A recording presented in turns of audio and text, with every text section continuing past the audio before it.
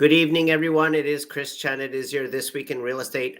Getting it out a little late on Friday night because I've been collecting Toys for Tots, picking it up all over the valley this week. It's been wonderful. We have collected from more than 100 locations. There are still a few boxes out there if you're still wanting to donate. We will have boxes at every fire station all the way until Christmas. So you can donate all the way up until Christmas at any fire station throughout the valley. Anyway, wanted to talk to you about the Fed meeting this week because it was very insightful. It shows that the Federal Reserve is right now leaning towards cuts, but not guaranteeing cuts. In fact, they've talked about reducing the number of cuts that they expect for next year. They did cut interest rates another quarter point for the overnight lending rate. And that's good news. However, that doesn't mean that rates for the 30-year mortgage are going down 0.25%, as we've mentioned many, many times before. As you can see by the charts that we have in the letter, as the things went up, so did rates. But as they came down, rates have not really come down that much. And that is indicative of what we're seeing in the future because inflation is being stubbornly high. We are seeing inflation right around 3%. The goal is for 2%.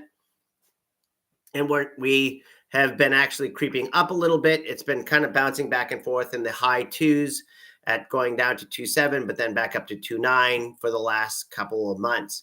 So that is the number one reason why there were 3 governors of the Board of Governors for the Federal Reserve that did not vote for a rate reduction. The biggest news for 2026, and again, the comments that I put in the thing is that they, in September, talked about 3 or 4 rate reductions in 2026. In November, that went down to 2 to 3. Well, now it's down to 1 or 2.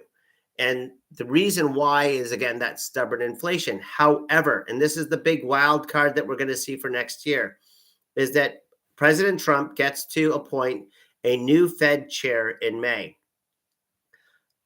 It is rumored that with only 3 meetings left, January, February, and April, before the next Fed chair is announced, that Jerome Powell may resign early.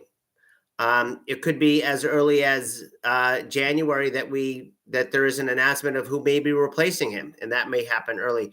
And again, that is the big wild card because 2026 is an election year. President Trump has been very vocal that he would like to see lower interest rates that would help the economy. It makes money less expensive. More borrowing usually means more investment, and more investment usually means growth in the economy. So that's all good news. But with that growth in the economy also comes inflation. So it's a real fine line. It's a balancing act that is going on right now. And so nobody has that crystal ball. What I can tell you is that we are at the lowest levels of interest rates for the last 2 weeks that we've seen in 12 months or more than 12 months, all the way back to September of last year. So if you're thinking about buying, it's probably a pretty good time to lock in an interest rate right now. And the predictions are that we're probably going to see interest rates stay right around where they are now.